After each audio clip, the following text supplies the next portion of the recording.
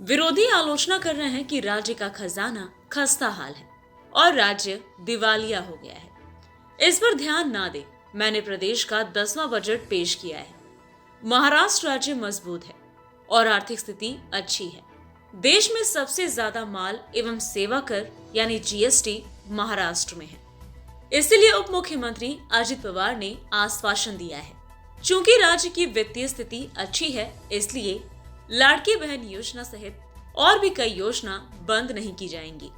पिंपरी चिंचवड शहर में विभिन्न विकास कार्यों का उद्घाटन, लोकार्पण और भूमि पूजन पवार द्वारा किया गया। सांसद श्रीरंग बारने, विधायक अन्ना बंसोड़े, महेश लांडगे, अश्विनी जगताप, मनपा आयुक्त व प्रशासक शेखर सिंह आदि उपस्थित थे।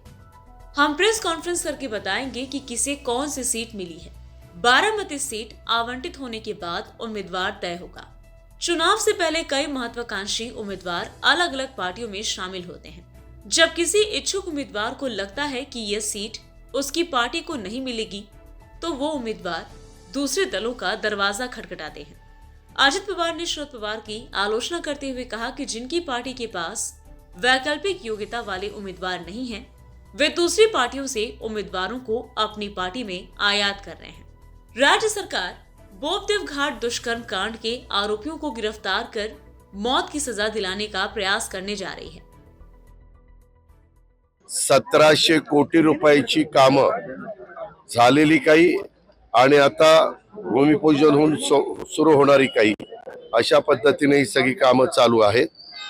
आज त्या सगळ्या कामांचं भूमिपूजन उद्घाटन खासदार, आमदार, सगळ्या लोकप्रतिनिधींच्या उपस्थितीमध्ये, आयुक्तांच्या उपस्थितीमध्ये मी केलेलं आहे। राहिलेली कामाची निवेदनं काही लोकांनी दिली, त्याच्याबद्दलच्या पण सूचना दिलेल्या आहेत। थोडंसं आता 4-5 दिवसात आचारसंहिता लागण्याची शक्यता आहे असं बरेच बोलतायत आणि त्याच्यामुळं आमची पण सगळ्यांची धावपळ होती। केलेले कामाचे ब्रिज वगैरे लोकांना पण त्याच्यातनं सेवा मिळाली पाहिजे आणि म्हणून हा थोडासा काही गडबडीचे आमचे कार्यक्रम चाललेले। जागा वाटपाचा तिढा आम्ही उद्या कॅबिनेट लागली, काल कॅबिनेट होती पण मुख्यमंत्री साहेबांच्या काही अडचणीमुळे ती उद्या लागलेली आहे। जागा वाटपाचा तिढा बऱ्याच अंशी आमचा सुटलेला आहे, काही थोडाफार बाकी आहे, तो आम्ही एकत्र बसून त्या ठिकाणी सोडू आणि ज्यावेळेस सुटेल त्यावेळेस मस्तपैकी तुमची प्रेस कॉन्फरन्स घेऊन एकनाथराव, अजित पवार, देवेंद्रजी सगळे मिळून तुम्हाला सांगू। एक मिनिट, मी तुम्हाला एकदा सांगितलं की तुम्हाला कळेल की कुठल्या जागा कोणाला मिळाल्या, ते आमचं आम्ही तिघं आणि आमचे घटक पक्ष मिळून ठरवू ना। बारामतीची तुम्हीच लढावी असा आग्रह त्या कुणाचा आग्रह काही त्या ठिकाणी असला तरी काल मी त्यांना सगळ्यांना सांगितलेलं आहे, तुमच्या मनातला एकदा ती जागा कोणाला मिळते आमच्या 3 पक्षांच्या वाटणीमध्ये ते पहिलं ठरेल। ती ज्याला मिळेल त्याच्या संदर्भातला योग्य उमेदवार बारामतीकरांना हवा तो दिला जाईल। त्या संदर्भामध्ये मी स्वतः डीपीडीसी मधनं अनेक पिंजरे बिबट्या पकडण्याच्या करता उपलब्ध करून दिले। मी कलेक्टरांना सूचना दिलेल्या होत्या। तिथले लोकप्रतिनिधी अतुल बेनके साहेबांनी आणि दिलीप वळसे पाटील साहेबांनी त्यांच्या त्या आंबेगाव आणि जुन्नरच्या परिसरामध्ये या गोष्टीचा त्रास जास्त आहे, बिबट्यांचा त्रास जास्त आहे आणि त्याच्यावर बिबट्यांना आवर घालण्याच्या करता जे जे काही खबरदारी वन विभागाच्या नियमाच्या अधीन राहून करता येईल ती आपण करतोय।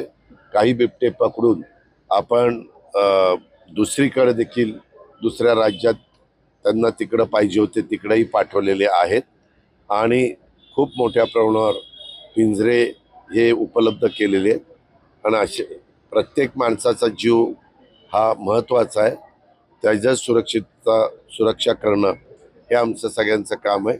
त्या दृष्टिकोनातनं आम्ही पावलं उचललेली आहेत। त्या संदर्भामध्ये अशा प्रकारची कुठलीही घटना घडली तर ती घटना गंभीरच असते।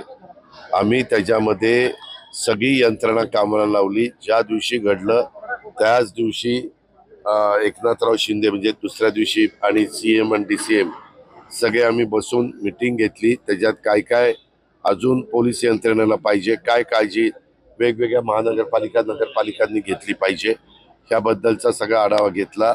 ह्या संदर्भामध्ये 3 काही सीसीटीव्ही कॅमेरे बऱ्याचशा एरियातले आम्ही चेक केलेले आहेत. त्याच्यामध्ये 10 लाख रुपयाचं बक्षीस देखील आपण जाहीर केलेलं आहे.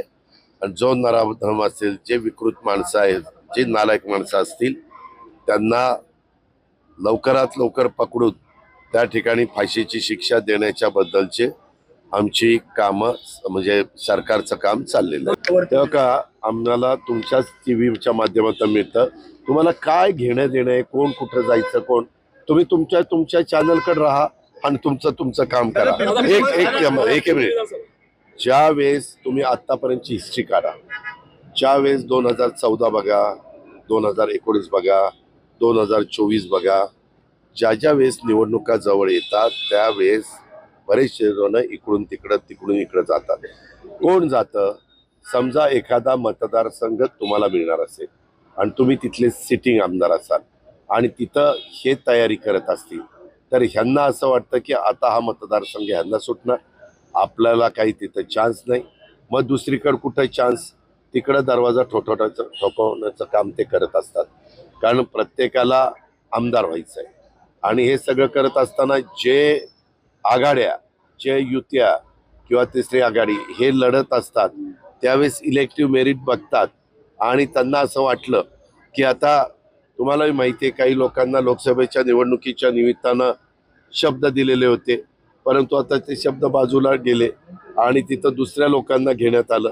अशा प्रकारच्या घटना राज्याच्या अनेक भागात आणि अनेक तालुक्यात आपण पाहतोय. आणि हे काही नवीन नाही. ज्यांच्याकडं इलेक्टिव्ह मेरिट असणारे उमेदवार नाहीत त्यांना दुसऱ्याकडनं काही उमेदवार घ्यावे लागतात आणि उमेदवारी जाहीर करतात. मला एक कळत नाही होत, एखादी व्यक्ती काय बोलत असतील त्याला उत्तर देण्याचं मला काय कारण आहे?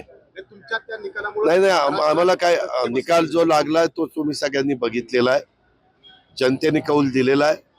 तशाच पद्धतीचा निकाल महाराष्ट्रामध्ये देखील लागावा म्हणून आम्ही सगळेजण प्रयत्नशील आहोत.